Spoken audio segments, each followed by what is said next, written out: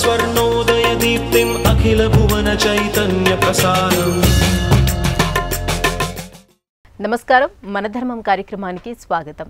ఇవాల్టి మన ధర్మం కార్యక్రమంలో మన ధర్మ సందేహాలను నివృత్తి చేసేందుకు మనతో పాటు ఉన్నారు ప్రముఖ ఆధ్యాత్మికవేత్త ఆచార్య శ్రీ తాడేపల్లి పతంజలి గారు. గురుగారు నమస్కారం. నమస్కారం అమ్మా. గురుగారు, శ్రీరామ జయ రామ జయ జయ రామ ఇది మంత్రమా, స్తుత, లేకపోతే వేడుకోలా? బాగుందమ్మా. దుర్గే స్మృతాహరసి భీతిమశేష జంతో స్వస్థై స్మృతామతిమతీవ శుభాం దదాసి దారిద్ర్య దుఃఖ భయహారిణి కాత్వదన్య సర్వోపకారకరణాయ సదార్ద్రచిత్త. శ్రీరామ జయ రామ జయ జయ రామ ఇది మంత్రమా, స్తోత్రమా? అంటే మంత్రాలు, స్తోత్రాలు ఈ రెండు కూడా సన్నిహిత సంబంధం కలిగినటువంటివి. ఈ లోకంలో ఏదైతే వర్ణాలు ఉన్నాయో, వర్ణం అంటే అక్షరం, ప్రతి అక్షరము కూడా మంత్రాత్మకము.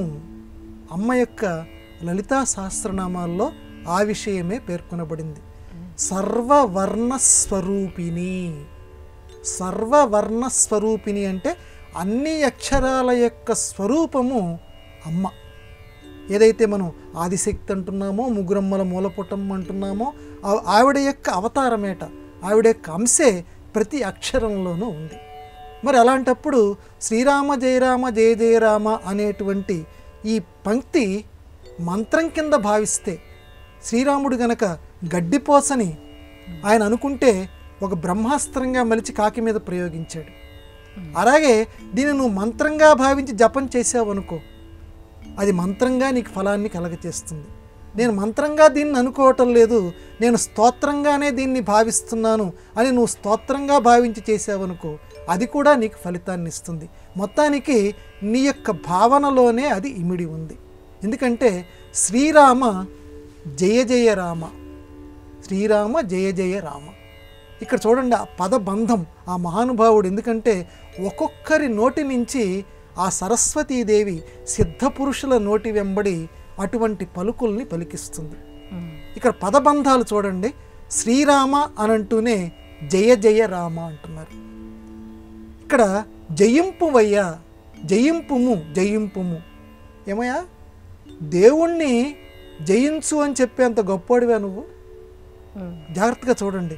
ఏ దేవుడినైనా సరే, వెంకటేశ్వర స్వామినైనా, నరసింహస్వామినైనా, ఇంకో అమ్మనైనా మనం స్తోత్రం చేసేటప్పుడు, లేకపోతే మంత్రపఠనం చేసేటువంటి సందర్భంలోనూ జయ జయ జయ జయ, నీకు జయము గలుగ్గాక, నీకు జయము గలుగ్గాక, నువ్వు జయింపుము, నువ్వు జయింపుము అంటాం. దేవుడికి జయం కలుగ్గాక అని చెప్పేటంతటి మొనగాళ్ళమా మనం? వాళ్ళ యొక్క దైవీ శక్తుల ముందు మన మానవ శక్తులు ఏపాటి? కానీ మనం చదివేటప్పుడు శ్రీరామ జయ జయ రామ, నీకు జయింపుము జయింపుము, నువ్వు ఎల్లప్పుడూ నీకు జయము కలుగ్గాక అంటే ఇక్కడ ఆంతర్యం ఏమిటంటే, పెద్దలు ఏం చెప్పారంటే, ఓ రామా, నువ్వు జయింపుము అంటే, నువ్వు జయించటం అంటే మమ్మల్ని జయింపచేయుము.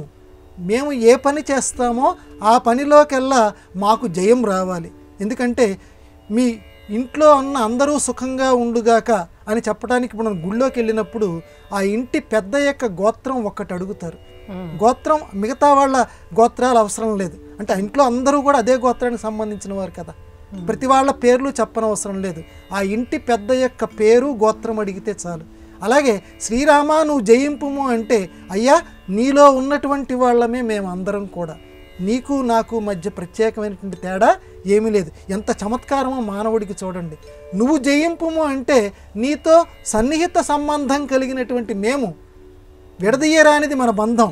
కాబట్టి నువ్వు జయించుమంటే మేము కూడా జయించటమే.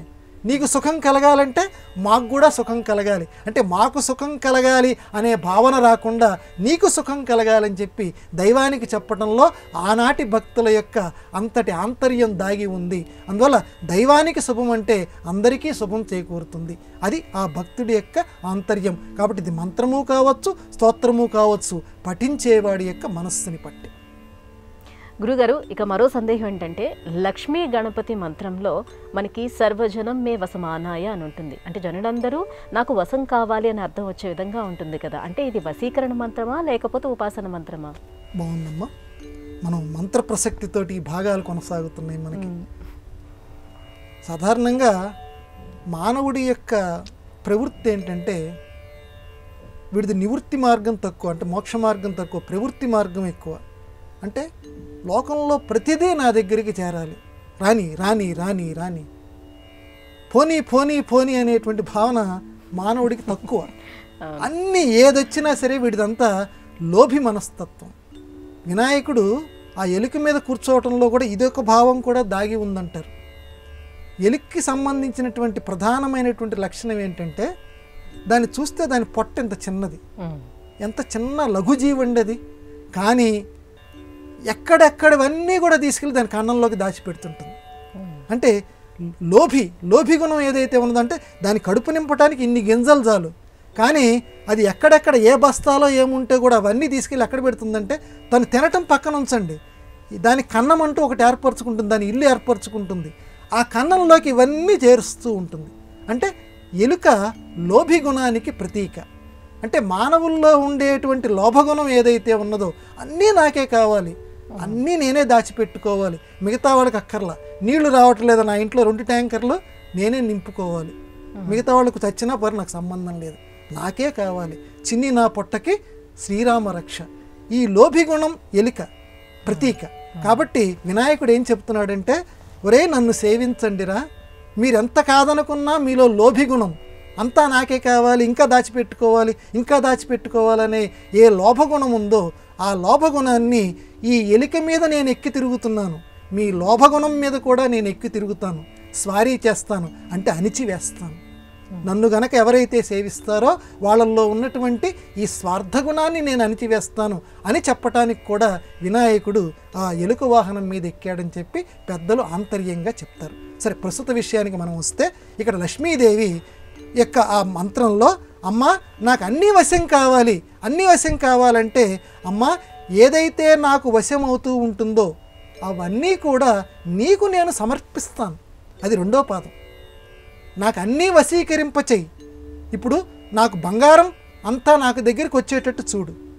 నిజంగా బంగారం తాళిబొట్టు కొనలేనటువంటి పేదవాళ్ళు ఉంటారు, వాళ్ళకి నేనేం చేస్తాను, ఒక 10 జంటలు ఉన్నాయి నిరుపేద జంటలు, వాళ్ళు కూడా మన సంప్రదాయ ప్రకారం పెళ్లి చేసుకోవాలనుకుంటున్నారు.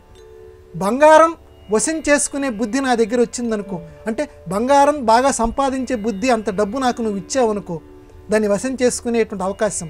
అప్పుడు నేనేం చేస్తానంటే ఆ 10 కుటుంబాలు ఏవైతే ఉన్నాయో కళ్యాణం చేసుకోవాలనుకుంటున్నారు ఆ పేద జంట, వాళ్ళకి ఈ బంగారాన్ని నేను పంచి పెడతాను అని దాని యొక్క అర్థం. అంతేగాని అమ్మ ఎప్పుడు ఇస్తుందంటే నువ్వు ఇతరులకి నీ చేతి మీదుగా ఇస్తాను, పాప పంకిలాన్ని పోగొట్టుకుంటానంటే అమ్మ మనకి వశం చేస్తుంది. అందుకని సర్వవశం, అన్నీ నాకు వశం అయ్యేటట్టు చెయ్యంటే దాని వెనకాల ఉన్నటువంటి అర్థం తను సంపాదించింది ఇతరులకి పంచి పెట్టడానికి. ఇది మానవుడు అలవర్చుకోవలసినటువంటి ప్రధానమైనటువంటి సూత్రం. అందుకే మన సంప్రదాయాల్లో ఉండేటువంటి మంత్రాల్లో కూడా అంతటి ఆంతర్యం దాగి ఉంది. గురుగారు, ఇక మరో సందేహం ఏంటంటే, శివమచ్యుతం శివాయ విష్ణు రూపాయ హరిహరనాథాయ, ఇలా శివకేశవుల నామాలను సమన్వయం చేసి చెప్పటంలో ఆంతర్యం ఏమిటి? బాగుందమ్మా. అచ్యుతం కేశవం శివమచ్యుతం హరిహరనాథాయ, ఇట్లా ఇది మన భారతీయ దృష్టి, మన సంప్రదాయ దృష్టి. భిన్నత్వంలో ఏకత్వం, పైకి భిన్నంగా కనపడుతూ ఉంటుంది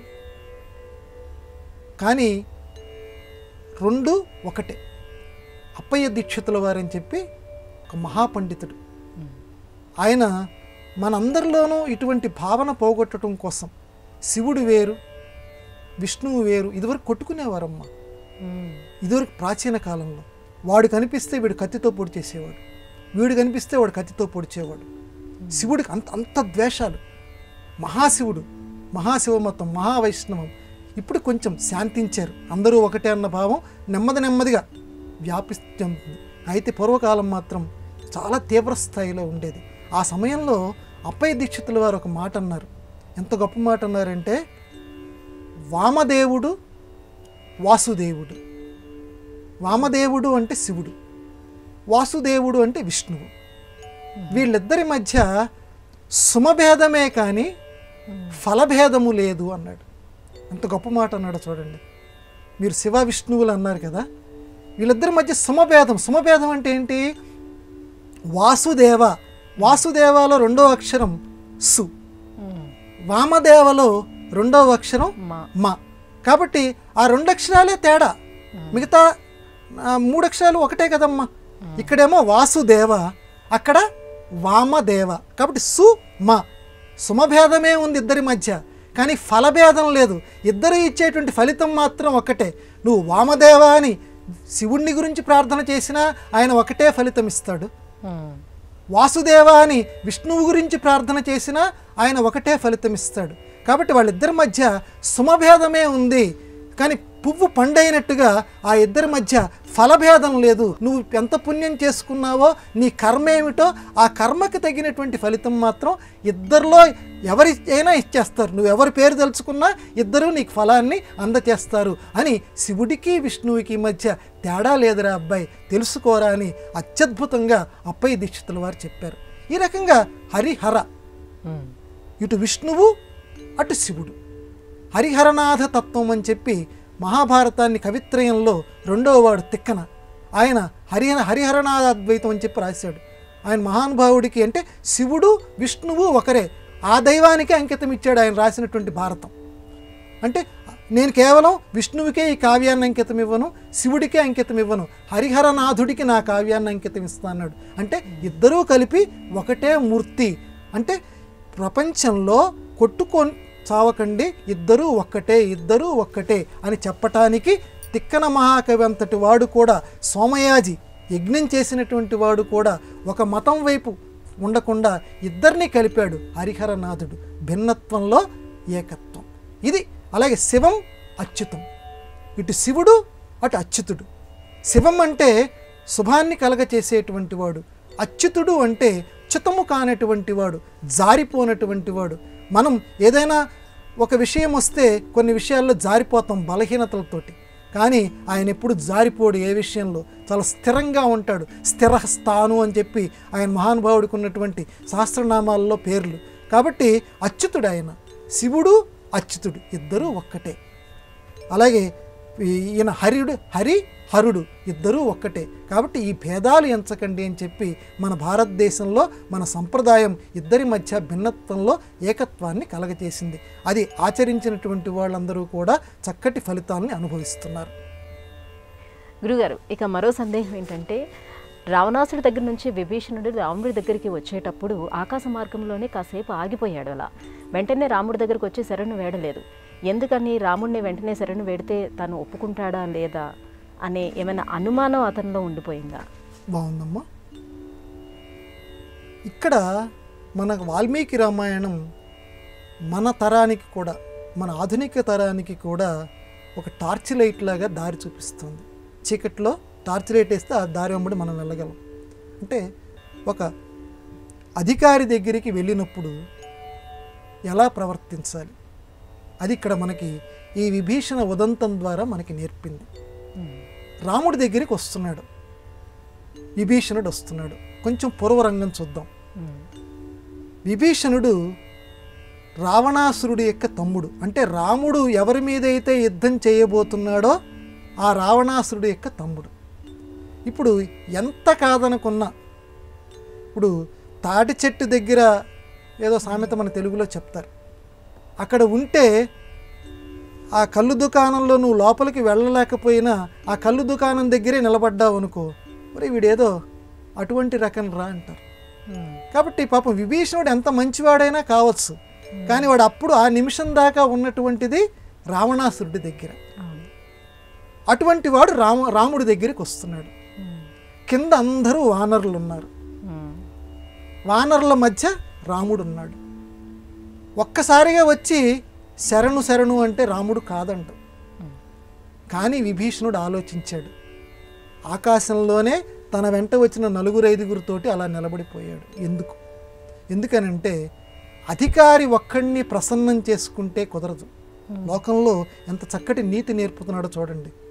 ఇప్పుడు ఒకరి ఇంటిలోకి వెళ్ళి మనం ఉండాలంటే ఆ ఇంటి యజమాని మనకి చాలా బంధువు కావచ్చు, మనకి చాలా ఆప్తుడు కావచ్చు, కానీ ఇంట్లో ఉన్న వాళ్ళందరూ ఒప్పుకోవాలి. మనం ఒక నెల 2 నెలలు వాళ్ళ ఇంట్లో ఉండబోతున్నప్పుడు కేవలం ఆ యజమాని ఒక్కడు ఒప్పుకుంటే కుదరదు. అందరూ కూడా సమన్వయంతో పర్లేదు ఉండనివ్వండి, మనం చేసుకుందాము అనే సమన్వయం ఇంట్లో ఉన్న వాళ్ళందరికీ వచ్చిన తర్వాత మనం ఆ ఇంట్లోకి వెళితే సుఖంగా నెల 2 నెలల్లో సంవత్సరమో మనకి కాలం గడుస్తుంది. ఇంటికి యజమాని ఆయనే కదా, జీతం ఆయనే తెస్తున్నాడు కదా, నేను వెళ్తున్నాను, మిగతా వాళ్ళందరూ ఆయన చెప్పినట్టు వింటారులే అనే ధోరణితోటి నువ్వు వెళ్ళావనుకో ఇంట్లోకి ప్రవేశం లభిస్తుంది. కానీ వాళ్ళ మనస్సుల్ని నువ్వు గెలుచుకోలేవు, విభేదాలు వస్తాయి. అందువల్ల తొందరపడి ఇంట్లోకి ప్రవేశం చేయకూడదు.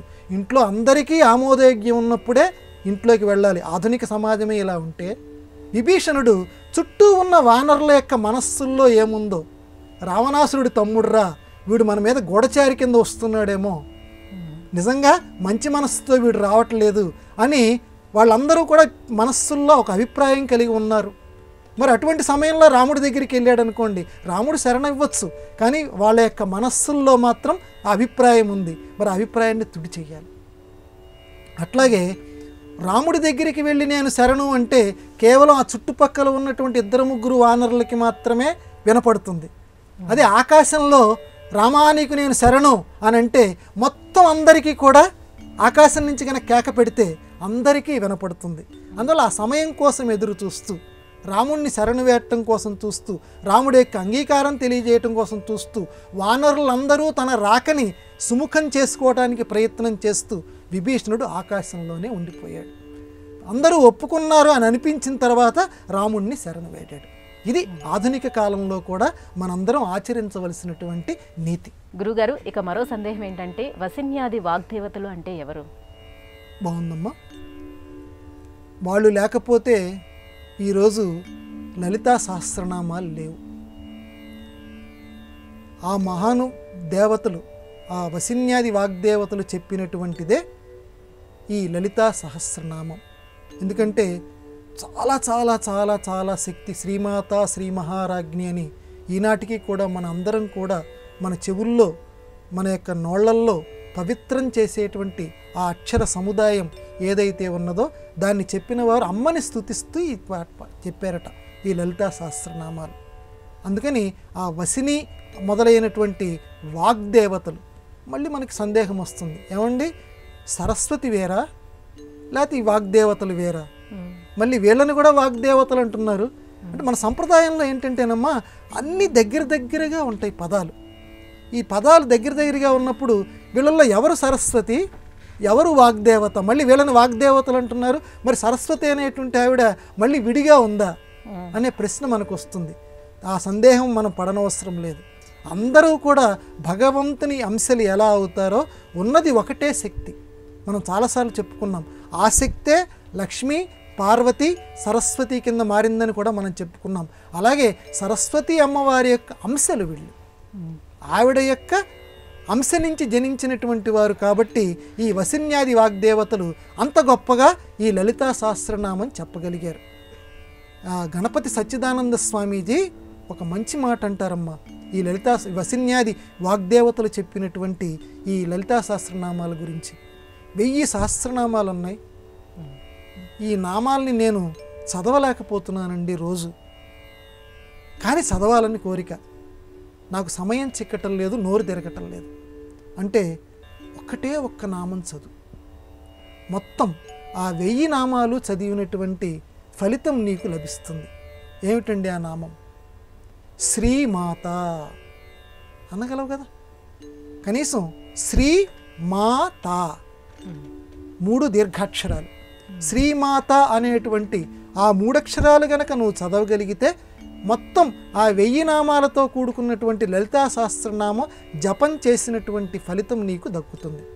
అయితే మళ్ళీ నిబంధన మన సంప్రదాయం ఎప్పుడు పెడుతుంది, చదవగలిగినటువంటి నేర్పు కలిగినటువంటి వాళ్ళు, చదవగలిగినటువంటి శక్తి కలిగినటువంటి వాళ్ళు, తీరిక ఉన్నవాళ్ళు. ఇదేదో బాగానే ఉంది, గణపతి సచ్చిదానంద స్వామి చెప్పారు కదా, మొత్తం అన్ని 1000 నామాలు నేను చదవను, కేవలం శ్రీమాత అని చదివితే నీకు ఆ ఫలితం రాదు. కేవలం శక్తి లేనటువంటి వాళ్ళు, తీరిక లేనటువంటి వాళ్ళు, వాళ్ళు ఎవరో అమ్మ దగ్గర ఆ పట్టిక ఉంటుంది, ఎవడికి వాడికి ఆత్మ పరిశీలన చేసుకోవచ్చు. వాళ్ళు మాత్రం శ్రీమాత అనుకుంటే లలితా సహస్రనామాలు ఈ వసిన్యాది వాగ్దేవతలు చెప్పినటువంటి లలితా సహస్రనామాలు మొత్తం చదివినటువంటి ఫలితం నీకు వస్తుంది. ఇక్కడ చూడండమ్మా, శ్రీ మాత. శ్రీ అంటే లక్ష్మి, మాత అంటే తల్లి. లక్ష్మికి తల్లి. వాడు అమ్మన్రా నేను, వాడు అబ్బన్రా నేను అంటుంటారు చూడండి. అంటే రకరకాల అర్థాలు ఉన్నాయి, నేను వేరే అర్థం మీకు చెప్తున్నాను. శ్రీమాత అంటే లక్ష్మీదేవి, అంటే లక్ష్మీకరమైనటువంటి ఓ తల్లి నీకు నమస్కారం అని చెప్పి. కానీ లక్ష్మికే తల్లి అంటే వాడు అబ్బన్రా నేనంటే వాడికంటే కూడా చాలా సమర్థురాలు అని, అంతే కదమ్మా. అంటే కొడుకు కంటే కూడా తండ్రి చాలా సమర్థుడని ఏ రకంగా చెప్తున్నామో, లక్ష్మీదేవికి తల్లి అంటే లక్ష్మీదేవిని శరణు వేడుకుంటే నీకు ఎటువంటి ఫలితం ఇస్తుందో ఆ దానికంటే కూడా అత్యధికమైనటువంటి ఫలితం అమ్మ నీకు కలగచేస్తుంది. ముగురమ్మల మూలపుటమ్మ శ్రీ మాత. కాబట్టి ఆ తల్లిని ఆ భావనతోటి, అర్థం లేని చదువు వ్యర్థం. కాబట్టి ప్రతి నామాన్ని అర్థంతో తనకి తెలియకపోతే చెప్పించుకోనైనా సరే ప్రతి అర్థాన్ని మననం చేసుకుంటూ చదివితే నీకు ఎక్కువ ఫలితాన్ని ఈ వసిన్యాది వాగ్దేవతలు పఠించినటువంటి లలితా సహస్రనామం నీకు కలగచేస్తుంది. గురుగారు, ఇక మరో సందేహం ఏంటంటే, కొత్త బట్టలకి పసుపు బొట్టులు ఎందుకు పెడతారు? బాగుందమ్మా. బట్టల విషయం భగవద్గీత చెప్పిందమ్మా మనకి ప్రధానంగా. దేహినోస్మిన్ యథాదేహే కౌమారం యవ్వనం జరా అని చెప్పి ఒక చక్కటి శ్లోకాన్ని ఆ జగద్గురు అయినటువంటి శ్రీకృష్ణ పరమాత్మ మనకి చెప్తూ, పాత వస్త్రాన్ని, చిరిగిపోయినటువంటి వస్త్రాన్ని విడిచిపెట్టినట్టుగా ఈ మానవుడు ఈ జన్మని విడిచిపెట్టి మరొక జన్మని పొందుతున్నాడు. కాబట్టి దీనికోసం నువ్వు ఎటువంటి బాధ నువ్వు పడనవసరం లేదు అన్నాడు. మనకు ఆశ్వాసన కలిగిస్తూ, మనకి ఓదార్పును కలిగిస్తూ. కాబట్టి మరణం గురించి, ఎందుకంటే భయాల్లోకెల్లా గొప్ప భయం ఏంటంటే మరణ భయం. చచ్చిపోతాను, దాన్ని గురించి ఆలోచన చేస్తూ చాలామంది భయపడిపోతుంటారు. అందుకే అభయం సర్వభూతేభ్యో, స్వామి యొక్క ఆ శరణు కోరేటువంటి వాళ్ళకి స్వామి ఇచ్చినటువంటి వరం ఏంటంటే అభయం ఇస్తున్నాను, అంటే భయం లేకపోవటం. సర్వభూతేభ్యో, అందరికీ నేను ఇస్తున్నాను అన్నాడు. అది నా యొక్క వ్రతం అని చెప్పాడు భగవానుడు. కాబట్టి ప్రస్తుత విషయానికి వస్తే, కాబట్టి ఈ శరీరం అనేటువంటిది, ఈ శరీరాన్ని విడిచిపెట్టి ఇంకొక శరీరం ధరించడం అనేటువంటిది పాత వస్త్రాన్ని విడిచిపెట్టి కొత్త వస్త్రాన్ని ధరించినటువంటిది. మరి కొత్త వస్త్రం ధరించినప్పుడు పాత వాసనలన్నీ వదిలిపెట్టేస్తాం కదా. మనం వదిలిపెట్టామని మనం అనుకుంటాం, ఎందుకంటే మనకు గుర్తుండవు కాబట్టి. అలా బతకటమే చాలా క్షేమం. ఒకసారి ఆలోచన చేద్దాం. ఇప్పుడు మీరు నేను ఉన్నాం. మీరు పాత జన్మలో నాకు శత్రువు అయి ఉండొచ్చు, లేకపోతే మిత్రురాలు అయి ఉండొచ్చు. ఈ జన్మలో నేనున్నాను. పాత విషయాలు మన ఇద్దరికీ గుర్తున్నాయి అనుకోండి, పాత జన్మల్లో ఏమున్నవి. ప్రస్తుత జన్మల్లో మనం సుఖంగా బతకలేం. అందువల్ల భగవంతుడు కావాలనే తల్లి గర్భంలో ఉన్నంత వరకు పాత వాసనలు వాడికి తెలుస్తాయట. తల్లి గర్భంలో నుంచి బయటికి వచ్చిన తర్వాత అన్నీ మర్చిపోతాడు. తల్లి గర్భంలో ఉన్నంత వరకు పూర్వజన్మలో ఎవడో, ఆ జన్మలో ఎవడో, మొత్తం అన్ని విషయాలు వాడి దగ్గర ఉంటాయి. కానీ ఎప్పుడైతే బయటికి వస్తాడో అన్నీ మర్చిపోతాడు. కాబట్టి కొత్త జీవితాన్ని మనం ప్రారంభిస్తున్నప్పుడు పసుపు అనేటువంటిది శుభాన్ని కలగజేస్తుంది, జీవితంలో కాంతిని ప్రసాదిస్తుంది, అమ్మవారి యొక్క స్వరూపం. అందుకే పసుపు ముద్ద. ఏదైనా పూజ చేయముందు అమ్మవారి యొక్క స్వరూపంగా పసుపు ముద్దని పెడతాం.